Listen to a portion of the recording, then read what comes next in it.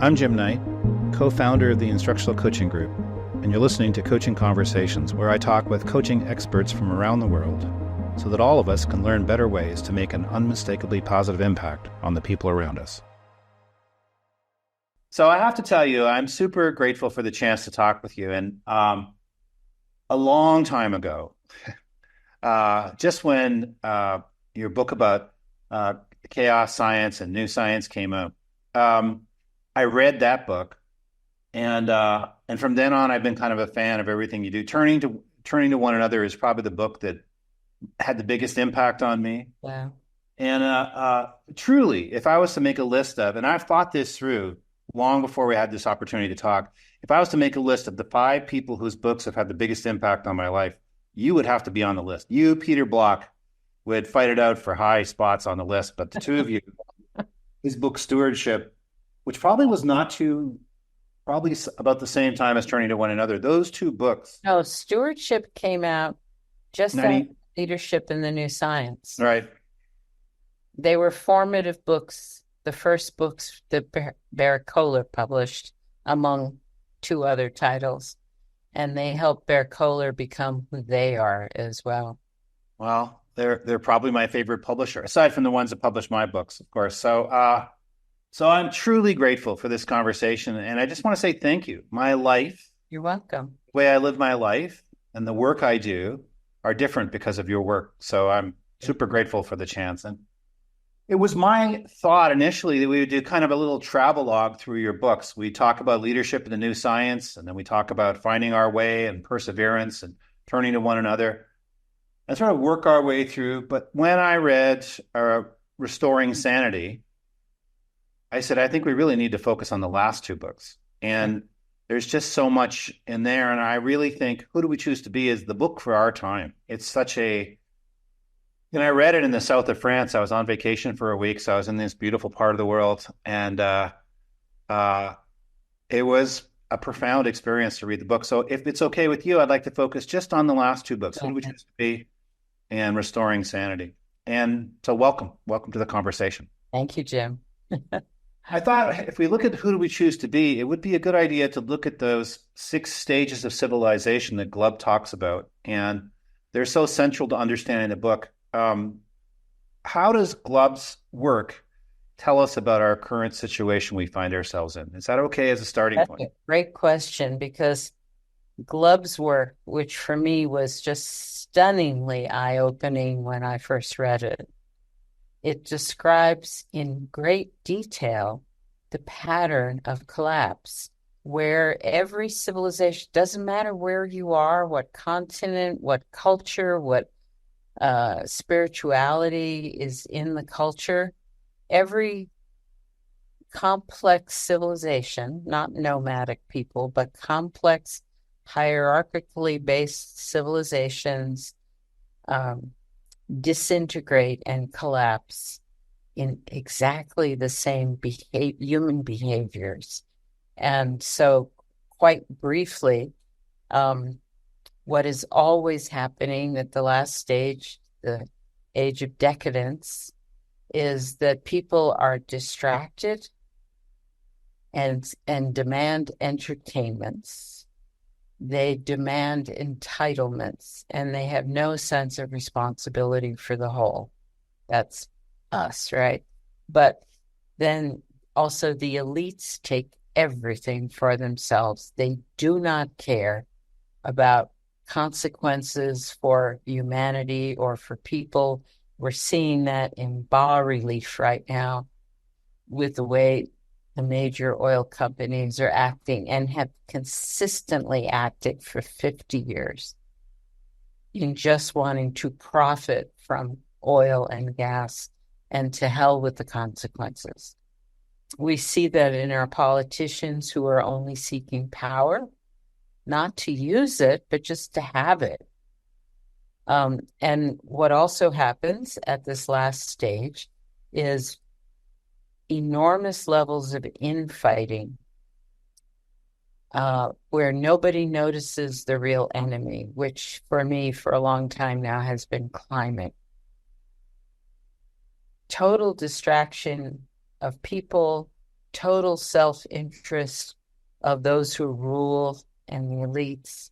And so injustice increases, poverty increases.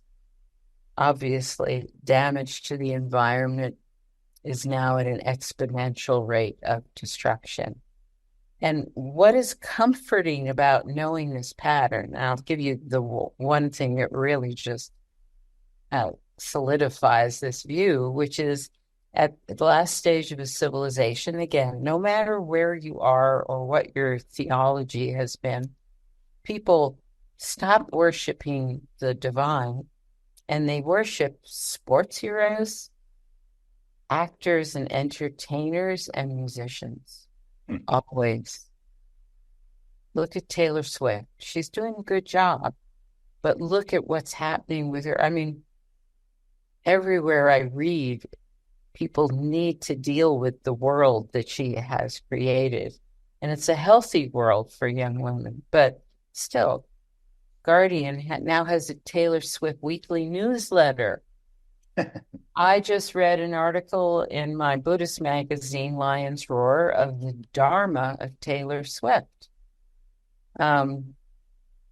We just observe this in the role of sports. It becomes the major theater, the bread and circuses for people.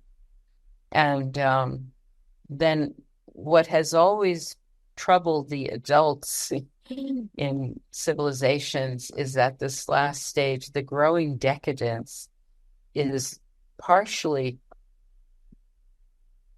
created by musicians. I'm thinking now of 8th century Iraq. The musicians would come in, and because of their music and their ways, they would completely lower the standards of what was okay sexual behavior. And if you just look at any major artist performing these days, it's so offensive because it's just pure body sexuality that they're portraying. Even if they have good music like Beyonce does, it's abhorrent.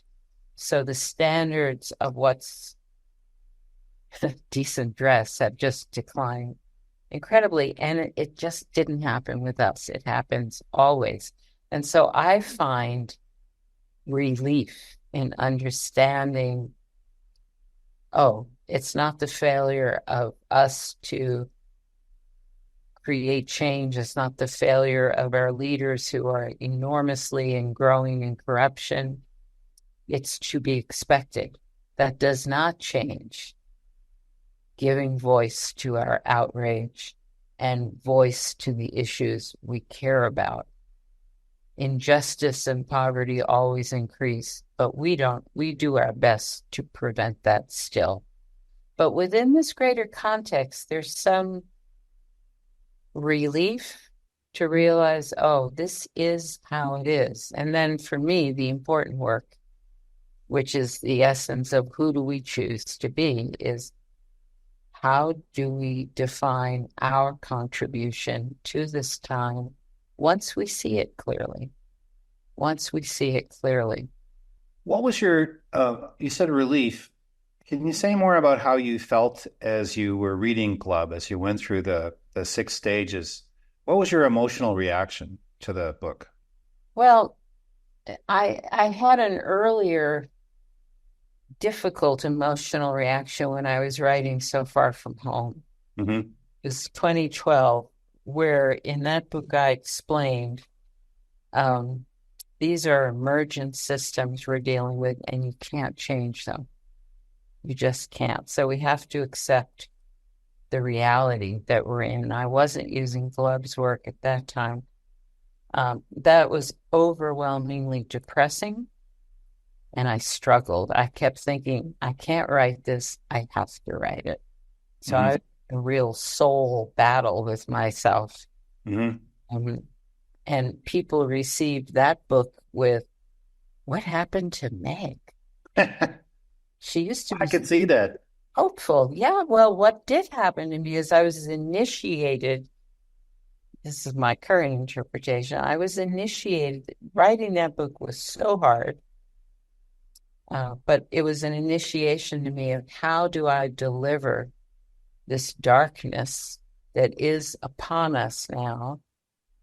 How do I deliver that in a way that inspires and creates a role for ourselves, which is Mhm.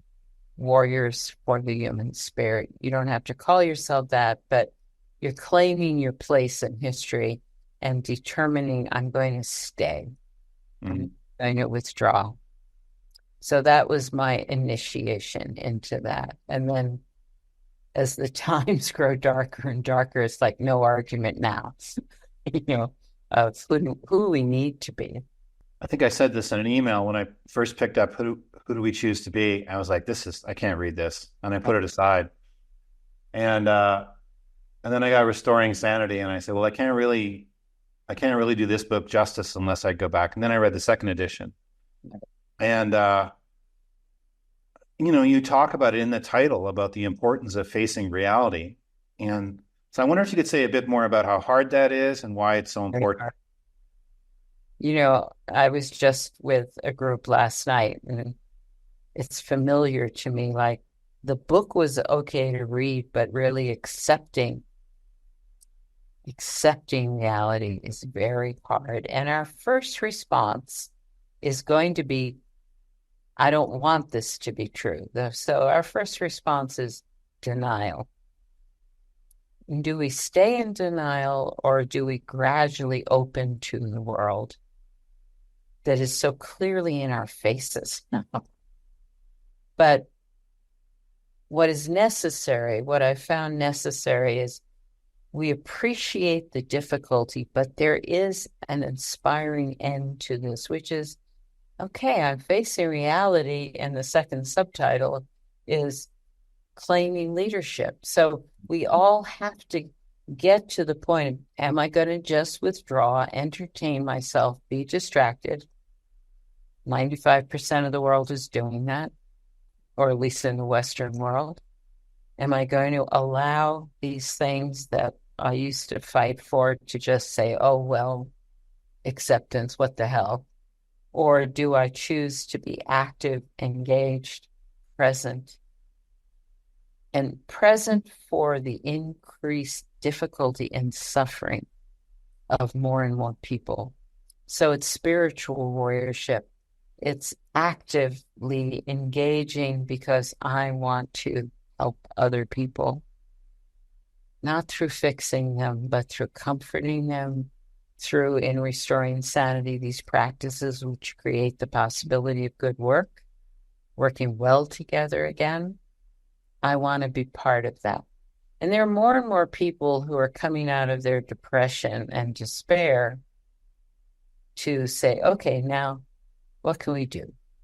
It's not the old forms, it's not the old work, but what can I do now to serve this time once you accept it?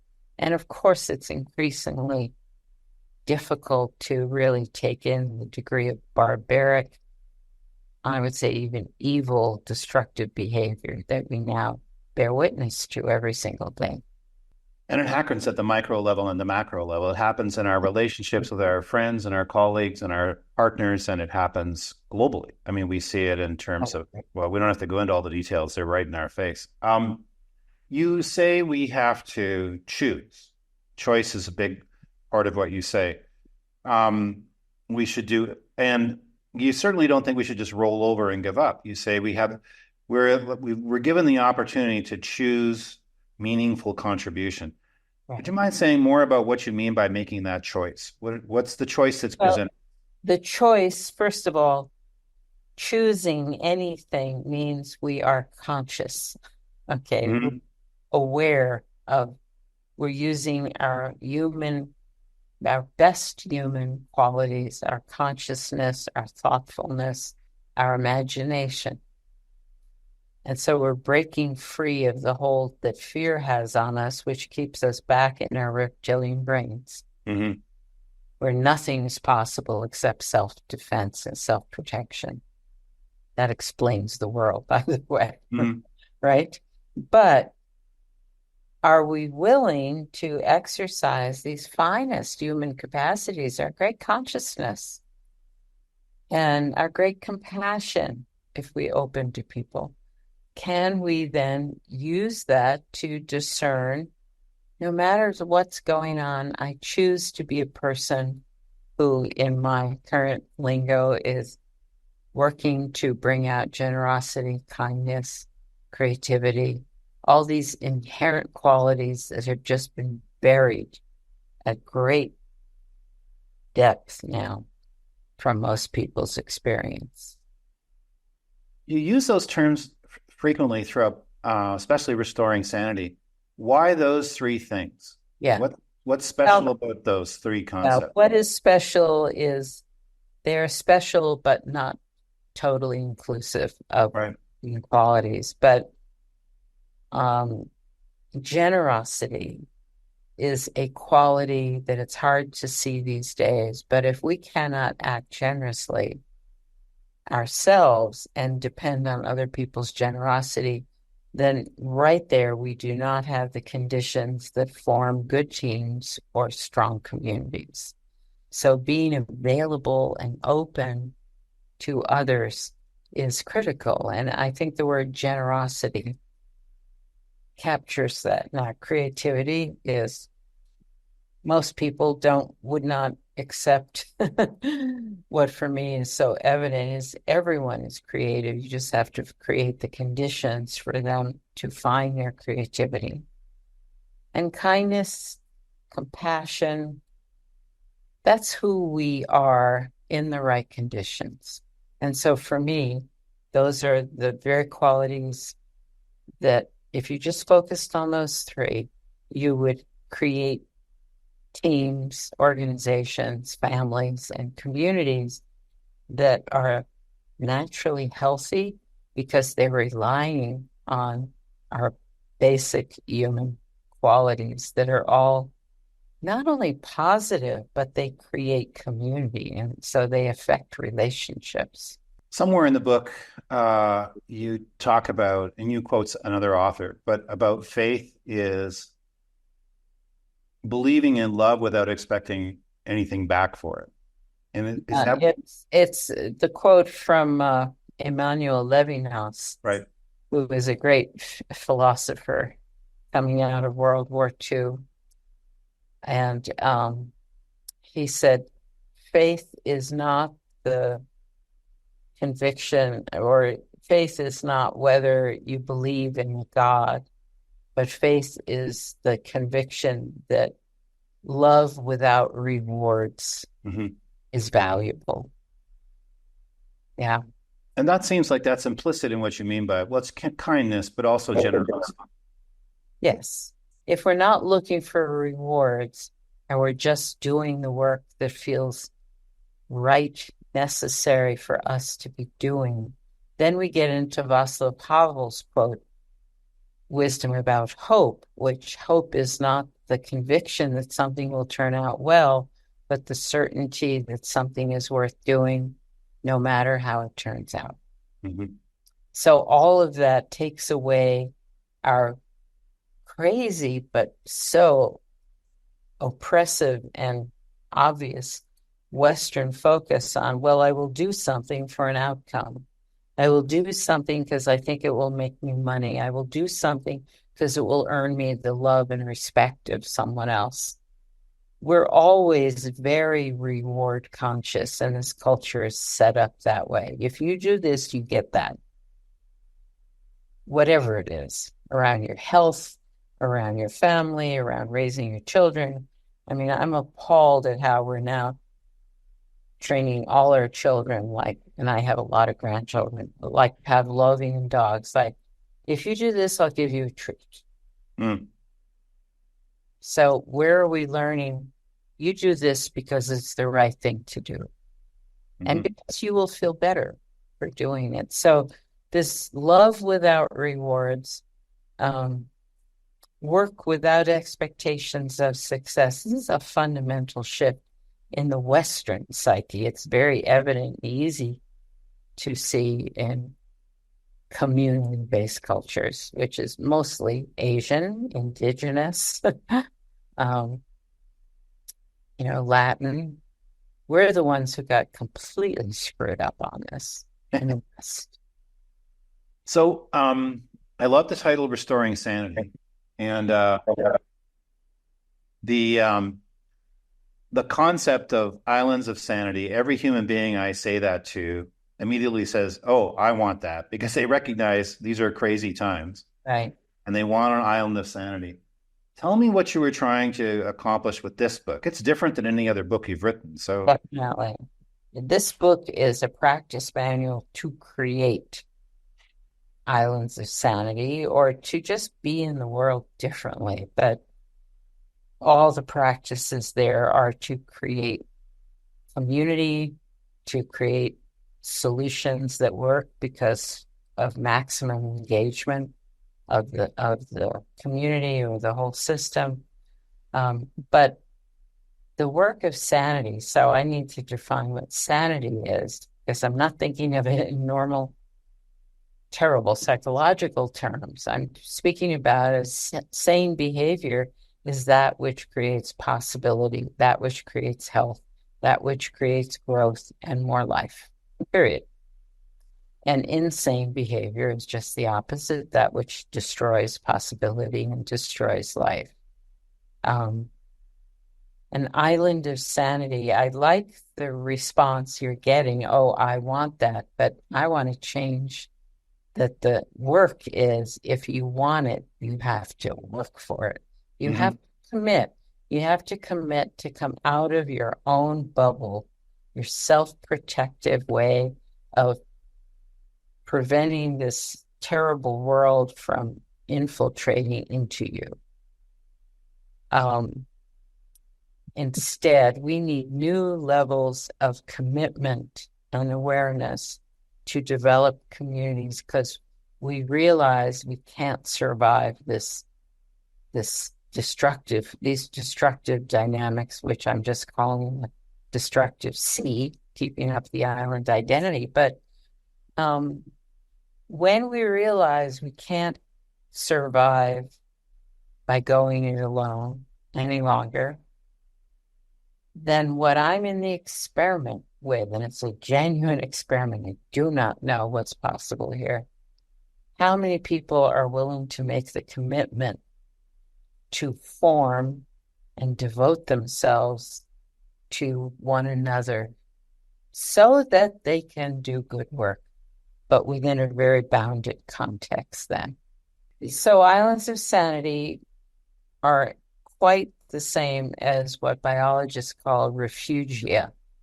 And a refugia in the living world is any place where life is preserved and sustained while there's massive destruction around it, like in a lava flow, in a Mhm. forest fire, in an earthquake. There are these little places where life continues and blossoms, with perhaps the possibility that this will be how life is sustained, because when the darkness destruction clears, there'll be pockets that can then extend themselves. I'm not holding out that possibility for us now. I think we just need to prepare for more and more destruction. I'm quite sure about that. And that's environmental Mm. as well as social, societal. But wouldn't it be wonderful to create a place where our finest qualities, we can rely on them in one another and expect them in ourselves? Don't we all want to be generous, creative, and kind? I mean, so this is the island of sanity work, and that's why I wrote the book with practices. Is if you want that, you have to pony up here and work with others. Now they can be virtual as well as physical, because that's the nature of our world now. And they require a lot from us. They require a commitment to each other that for me was best expressed when I was working for the Army Chief of Staff. He gave me a letter that General Sherman had written to General Grant at the end of the Civil War. And General Sherman was reflecting to his commanding general, Ulysses S. Grant, who then became president. He was reflecting on why they won the war. And he said, and this is my motto for Islands of Sanity, man. Sherman said to Grant, I always knew you thought of me. And if I got in a tight place, you would come if alive. Hmm. Now, I've put that into the Warriors for the Human Spirit community. Can we make that commitment to one another? And people are doing it because it's actually creates a sense of safety net. It's a safety net. If I call you, you will come. And when I've interviewed Army veterans about that quote, they say, oh, absolutely. To this day, 25 years later, if my buddy just calls me or sends me a text saying, I need you, I don't hesitate. I don't ask why. I just get on a plane. Hmm. And that's what we need, that level of commitment to one another, which is giving us then a feeling of security, trustworthiness, and possibility. Like if I know you're right there to help me, I'm going to actually take more risks, right? Hmm. Or if I'm dealing with any of the struggles of this time, such as illness or broken relationships or overwhelming circumstances, if I know I can call certain people, without question, you will show up. That's what we need. That's what we don't have now. That's what I'm trying to make possible with Restoring Sanity as a book. It seems like it's never been harder and it's never been more important. Exactly. Exactly. These are unique times for the intensity and degree of destruction that's going on. And I'm trying to revive the human spirit, and then others are trying to revive their parts of the planet. But it's all about restoring sanity, restoring life-giving ways. So you challenge us to be a warrior for the human spirit. So what would that mean? If I'm doing that, people listening to this are warriors for the human spirit. Right. You've mentioned that concept of loyalty, and that you can count on me. But what tell me more about what it means to be a warrior for Well, probably your big idea in both books. I've been doing this training since 2015, first with my dear colleague Bernelli, who was a great meditation teacher as well as one of the world's best jazz drummers and well known for that. But Jerry passed in July of 21. But together we have created a training program. And I emphasize the word training because there are skills and sensitivities that we need to develop with enough confidence that we can really rely on ourselves. But the first thing, and this goes back to John Glub's explanation that there's always a time in the stages of collapse when a few people, and it's only always a few people, understand that it is only through self-sacrifice, I'm quoting him now, it is only through self-sacrifice that community can be preserved. And these people, these warriors, raise the banner of duty and service against the depravity and despair of their time. Warriors who the people I've trained are of all ages and all professions. And now I think we're up to about 40 countries. But you make a decision that you want to be one of those people to help preserve community, and you do that through service. And it's a redirection. It's a role above all other roles of wherever I am, I'm going to work on behalf of people and the spirit of life. And that gives you a sense of direction. It's really a path of service. And we train in developing a stable mind. We train in learning to be aware of our reactions and our triggers and shift into thoughtfulness and conscious responses. We train in mind body awareness. So I'm in touch with and working with the energies uh, that are all around us as well as inside us, but I'm aware of the connection. And mainly, I'm aware that I can control using my mind. I can shift from reactivity to responsiveness. I can learn direct perception, which is a big part of our training. How do I see past my filters? How Mm. do I see more? With our motto now is we need to see clearly in order to act wisely. This is a whole bevy of skills that have to be practiced over time.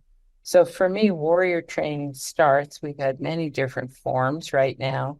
People can begin with us in a self-paced uh, journey. It's called the Warrior Songline that includes my narrative of the path with Jerry's music, and it's an incredibly evocative. I think it's a soul searing piece. Hmm. It still sears my soul when I listen to it. And that's our first level warrior training. Now we're using that. Um, but it's a commitment to give up my orientation towards self and make a determination. I really want to serve. I want to help relieve suffering. I want to create possibility. And to do that, I really need to get rid of the narcissism and focus on self. I really need to clear my filters so I don't get triggered in the places where I still need to be and have influence. And it works. I mean, we've Hmm. gone through now, 9 years. And so people are quite aware of how these skills allow them to deal with the increasing chaos, the increasing violence that's everywhere in our language as well as in physical form. And they're all finding that they become attractors. They are people now who know how to be present, who offer their insight and their compassion. And people are attracted to us. It's like, we hear comments from like, I don't know what you're doing, but please keep doing it. Or other people have said, people come into their office and said, I just want to be around you. So this is true in a lot of spiritual teachings when we are embodying, and embodying is a big word these days, but when we're embodying patience, presence, thoughtfulness, consciousness, awakeness, we have a lot more to offer to people. And so this works, and it's in the tradition of warriorship throughout time, where when something valuable needed protecting, now it could be a feudal lord's land, and that would be aggression, weapons of war, or it could be spiritual warriors who exist in most cultures as well, who are there to maintain a standard and a presence of what it's like if you are fully human. And I use this phrase in Restoring Sanity. Can we be human beings being fully human? Hmm. So, and that's what it's about. I encourage everyone to go to my website and look under the top tab of warrior training. Let me summarize what I'm thinking, and then you clarify what I'm saying, because I'm sure I won't get it exactly right. But right now, we're living in increasingly dysfunctional times. And there are people, warriors, who can, it's not so much rise above it, but not be sucked into the Holocaust or whatever you want. Holocaust, probably not the right word, but the profound dysfunction, this whirlpool of fear and polarization and all the things that come with that. not to mention the destruction of the environment. So Yes. they can be in there, but they can not be drawn in themselves. And then together with others, they create communities who are strong in the midst of the chaos. And those communities are what we call islands of sanity, and those people we call warriors for the human spirit. Is that the essence of what we're saying? Perfect. Perfect. And you can start by creating healthy community, and then you realize, oh, I need more training, and then the warrior path opens up to you. Or you can do it either way, but you've captured it perfectly, Jim. Yeah. Well, the thing is, you can say to a group of people, I think we should be an island of sanity, and very quickly they descend to the same conversations they were having. Like I don't know what it all, it has to be walked, embodied in your life, but it has to, there's a lot of the transcending the filters that dealing with fear and the triggers that come along with fear, the misinformation, personal slights, all of those things, being able to process that, it seems to me is the job for the time, for sure. You're right. And we don't start with that level of skillful means. We develop these abilities to catch myself when I'm triggered. We develop the ability to let in our sorrow and grief, and we develop the ability to get past our offenses, to get out of our self-protection. That's what defense is, right? Mm-hmm. But we only learn that by doing the work together. And I'm Mm-hmm. more and more insistent that if we want to change and we want to become better human beings, if we want to deal with diversity and equity and inclusion, we can't treat any of these as separate issues to solve before we work together. We've literally gotten this, and my only language for this is we've gotten it ass backwards. Mm-hmm. It's so wrong that we think we need to develop respect for who each individual is before, and it's failing, right? It's failed. That work on DEI has failed because it started in the wrong place. If you create circumstances, here's a problem we all care about, and use processes which are in the book for bringing in diverse opinions, bringing in different perspectives, emphasizing the differences in perspectives, and then finding resolution. These are tested processes I offer, but they then solve our issues with one another. If we're put work at the center and then see how we change as we become aware of another person's perspective, their skill level, what they contributed. I mean, I'm not talking fantasy land. I've just seen this over and over again. But right now it's critical because the more we go into self-protection, which is what a lot of people have done with DEI, the more we just don't want to be together. And, one of the questions I ask when I'm promoting the book is, what would it be like to be curious about your colleagues rather than fearing them or withdrawing from them? Mm-hmm. Absolutely. And what's necessary is we stop thinking about ourselves as categories of difference and actually just see what each can contribute if we're working together. If we're working together. So I'm increasingly adamant about put work at the center. And then you'll see what issues develop. Maybe people need to learn good listening skills. Maybe people need to learn how to be in circle and listen respectfully. But you don't know that until you're doing the work. You don't predefine the skills even. I'd actually love to keep you all day, but I don't want to. But I want to ask, is there anything else you would like to share that you haven't shared that you think would be important for me? Well, I want to ask that question of you. What's the question? Yeah, what would else? Don't worry about time right now. What else would you like to? For us to talk about? Yeah. Well, can I? My selfish question is how you write. Yeah. Um, as I wrote in an email to you, and I think your writing is a kind of sanity. It is proposing an alternative to the world. In fact, I was in a meeting once and I was asked to talk about what we were grateful for.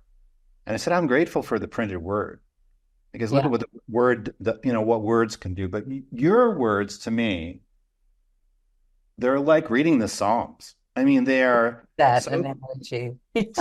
so concise and so true and so beautiful. And I'm wondering how and they're a part of this. They're a part of proposing The a more. medium is the message, and the message is, yeah. So how do you write? I would love to hear. How do I write? How do Well, you I how want do to you expand this because I only write books that tap me on the shoulder and say, okay, there's a book here and you're the one to write it. So the first question I ask of everyone who comes to me and says, I think I should write a book. And I immediately ask, did the book tell you that? Or is this coming from your own ego? right? That's a big challenge.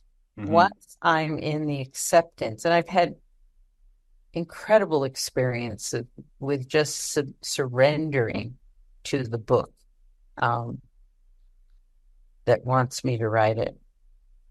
So this is laughing at myself, but when I sat down to write Turning to One Another, I thought it, and I had just written two books based on science, Leadership in the New Science and A Simpler Way. They're very different books, but they're all based on hard science. Hmm. I knew I was going to write a book. I had the agreement with Bear Kohler, and it was about relationships, and it was called Turning to One Another. I had that all down. And so I went on retreat, and I basically said, okay, I'm ready.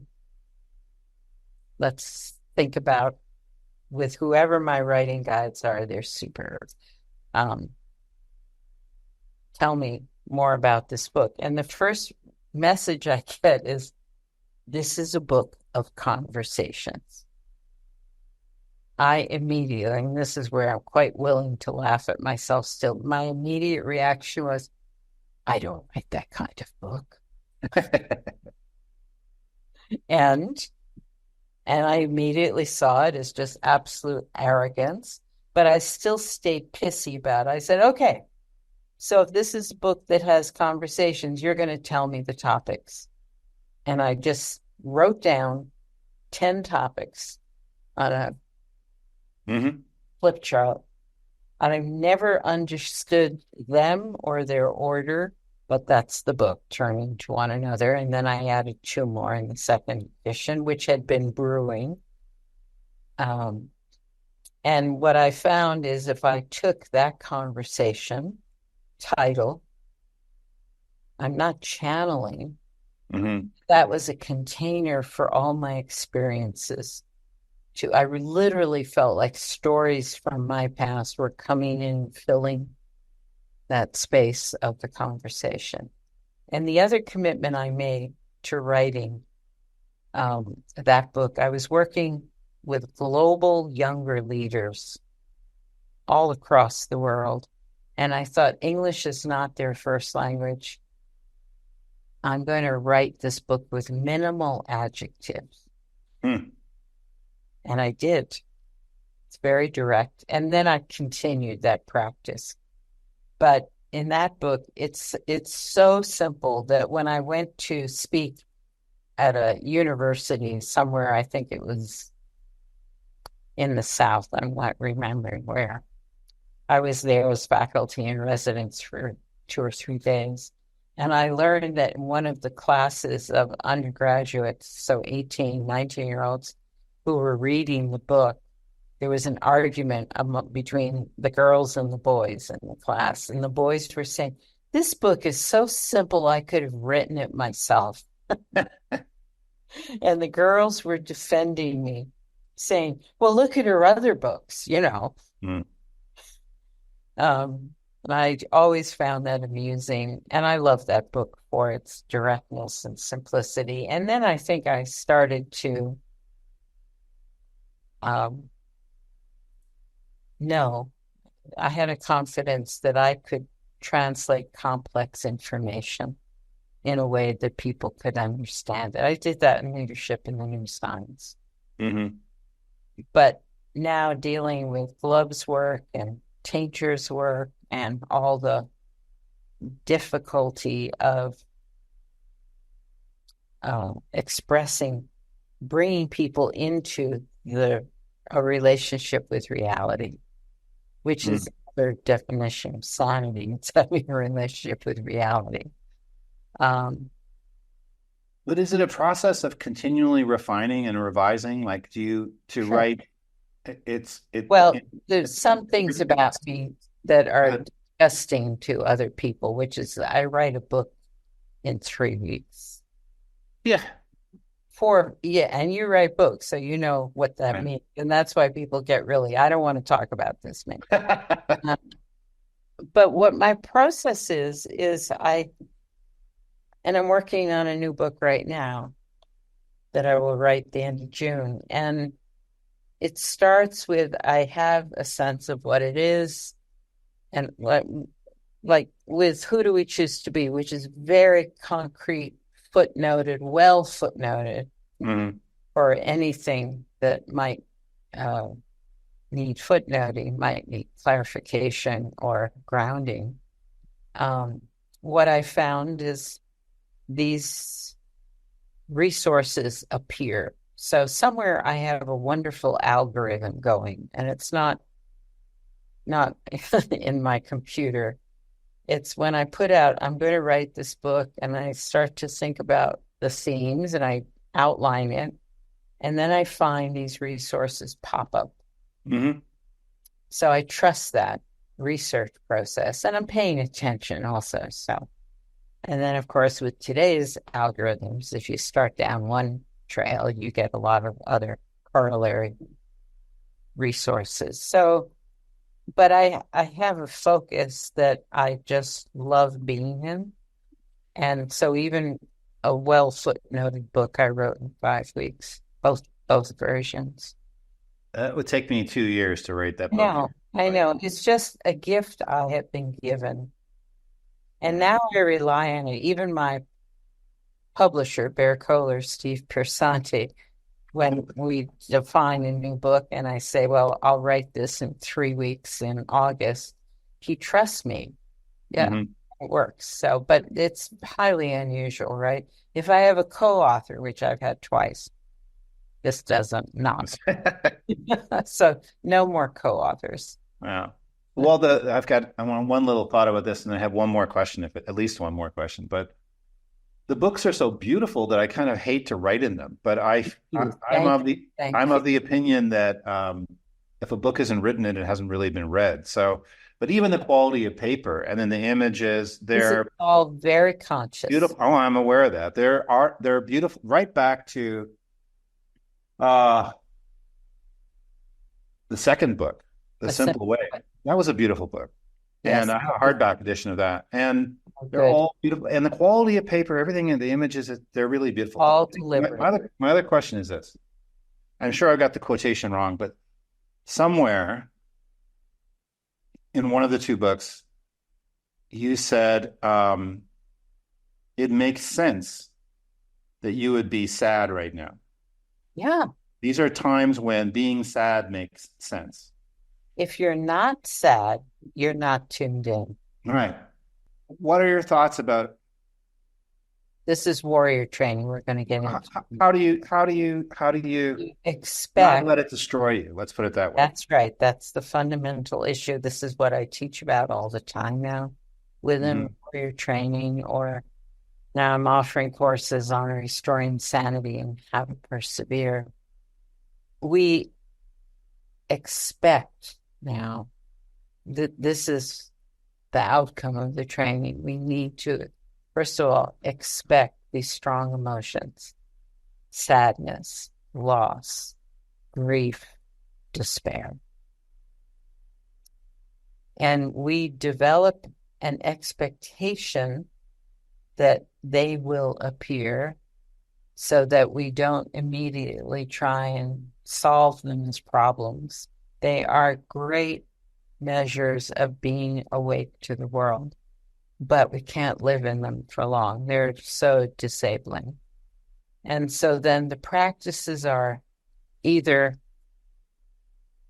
how do I use my current strong emotion to connect with other human beings who at this very moment, just like me, are experiencing this? So that's the Tibetan practice of Tonglen, of using your personal pain to connect with others, and thus you're relieved from feeling victimized or alone to, oh, I'm participating in the human experience.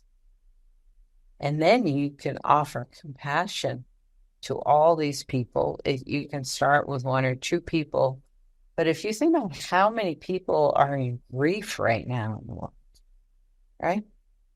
So we're dealing with millions, probably hundreds of millions of people. And I, in tuning into them and developing a relationship with them, I am finding relief. I am opening. I have a way through this, and they don't. And that's when your compassion reaches its maximum height. And so that's one practice. And the other is simply to be aware of the emotion and know that it will pass if you don't make a big deal of it, if you don't make a big story. So I expect to be sad, and I don't fight it. Despair is a little more intense. The first thing I recommend, I teach this again, that the first action when you're feeling despair or sadness is to externalize the emotion. And instead of saying, I feel sad, you say, there is sadness. And once you do that, and sometimes you have to do it like a mantra over and over and over again, but once you externalize it, you're free to not need to solve it, not need to get rid of it. It's just present.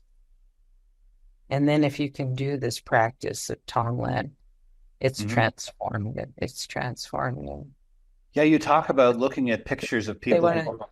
These are not personal failings of us. Right. They're not even personal experiences. So both this externalizing the emotion and quickly, when you can, saying, I wonder how many other people just like me are in this very same place right now. You are using your mind and using your awareness to be free of them in a way. You use them well, and then you're free of them, or you're just more confident that these emotions are not going to wreck me, are not going to take me down. Well, it's kind of like the way is through, not around. I mean, it's different than that. Okay. It's different than that. It's saying whatever pain I'm experiencing is felt by millions of other people. And I want to connect with them. I'm not going through the pain. I'm using it as a magnificent connector to other people. And so the shift then is, it's not about me. It's not victimhood. It's not isolation and loneliness. It's, oh, this is part of the human experience. And I'll tell you, because you have an educator audience, the most beautiful example of this practice was brought home to me by after Columbine, the first school massacre. many of the children were on suicide watch because they had no way of dealing with what they had just witnessed, the loss of friends, survivor guilt, and a whole world that had been shattered, right? That was 25 years ago, I think. Um, I had been speaking to the district before that happened, and then I was back in some other relationship with the district again about a year later. And a mother of a student came up to tell me that her son had been on suicide watch. He'd gone through all the therapeutic techniques they rolled out, group and individual, dealing with this horrifying trauma. And nothing had worked until one teacher, who I admire for this teacher's bravery, decided to bring in the Holocaust survivor Elie Wiesel to talk to teenagers about the experience of the death camps. Would never have trusted teens with that, but it transformed them. She said they all went open to realizing, oh, this didn't just happen to me. This happens. This is how humans can be with other humans. And it transformed them. And it's this shift from why me, and I can't bear it as a me, as an isolated, lonely individual, to, oh, this is what the human experience includes.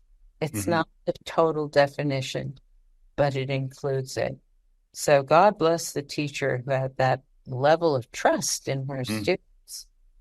It's quite an amazing thing when you think about it, to bring that to a 14, 15, 16-year-old. Wow. Well, it's amazing to bring it to the 69-year-old. I mean, right. that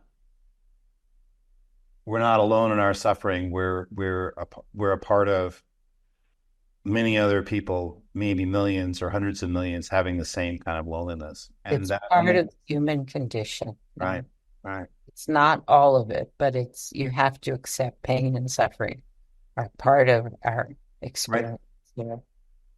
Yeah, it's not a cheery topic, but it's an authentic It's an important topic. Yeah, I agree. Well, and what I would say, Jim, is it's increasingly important because where people are aimed now and directed now is exploring personal trauma. And it may be important work, but it has to lead to us coming out into the world as part of the human experience. So it's creating a deeper sense of victimhood. And I need to work on my woundedness and my trauma. And, in Sanskrit and Tibetan languages, there's no word for trauma because life is not experienced that way.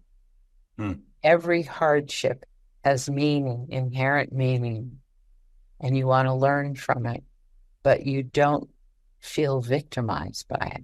Well, I actually have spent a lot of the last year processing suffering, whether it was reading Job or any number of different publications. Henry Nouwen was a big influence on my thinking. He's so wonderful. He said, we'll talk about a transparent and honest person, and many others. And I've come to believe your insights take it a lot deeper than where I was, because I wasn't thinking about it as, I love the Christian notion of the communion of saints, that we were all to some extent connected. But I've thought of it as manifested in a loving connection, but it's also a suffering connection. But it fits in really deeply with what I've been thinking about, which is to have me have compassion for the other person. I have to feel my own pain. And I can say, well, this too. You can use your pain to make a connection. Well, I can see them get better, and I can I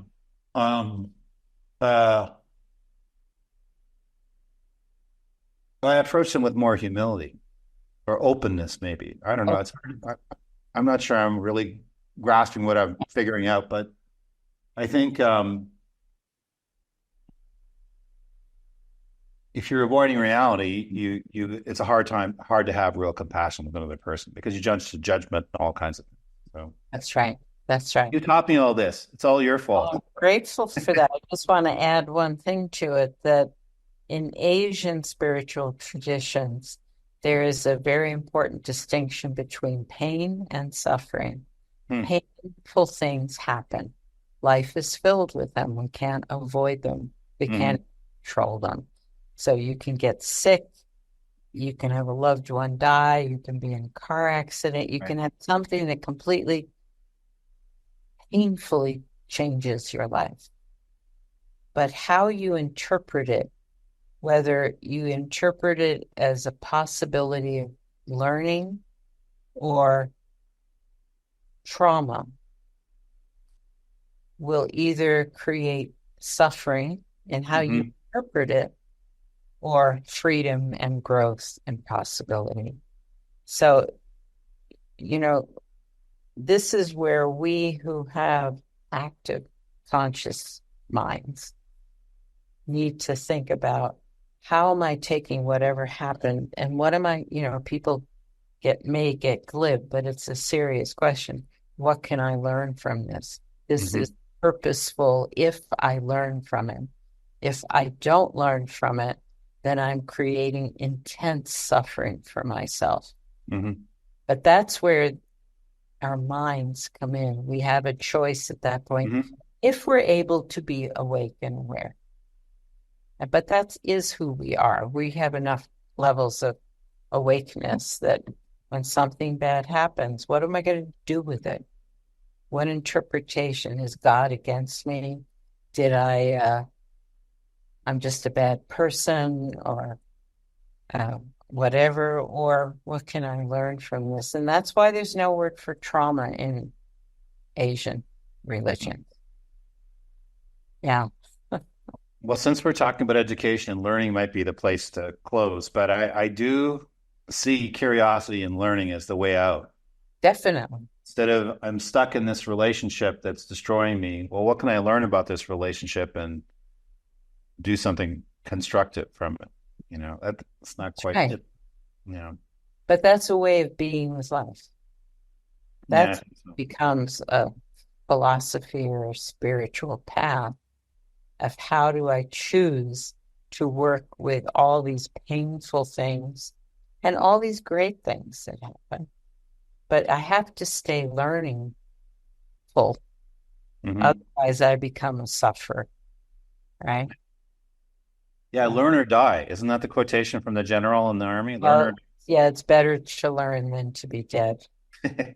Uh, Good ways to live. but it's better to learn than to suffer, Right. right? Or be stuck. Mhm. Yeah. Yeah.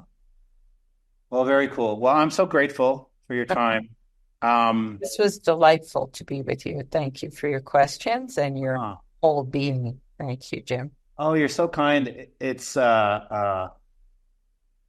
Yeah, you're one of my heroes. Your books have been extremely important in my development. And truly, when I sit down and think about what ideas, which people have changed me the most, you're in the top.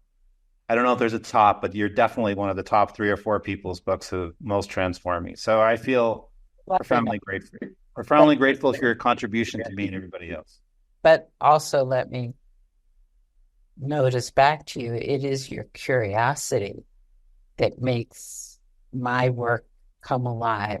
You're willing to be in the questions it raises and to change as you learn. So thank you for them. Well, you're welcome. Life is short, so must make the best of it. Thank you kindly. We'll Yeah. make sure people know about your website. I highly recommend both books. I would say Who Do We Choose to Be would be the first one to read, but you might want to buy both at the same time. We're not trying to sell the book. What we're talking about is how do you deal with these times in a way that's actually realistic and encouraging simultaneously. I That's thought the book was kind of discouraging and encouraging all simultaneously at the yes. same time. I had to kind of deal with the book, had to see it from I had to develop a whole new way of understanding to be actually taking the book, which was pretty challenging, but rewarding ultimately too. Thank you so much. Thank you, Jim.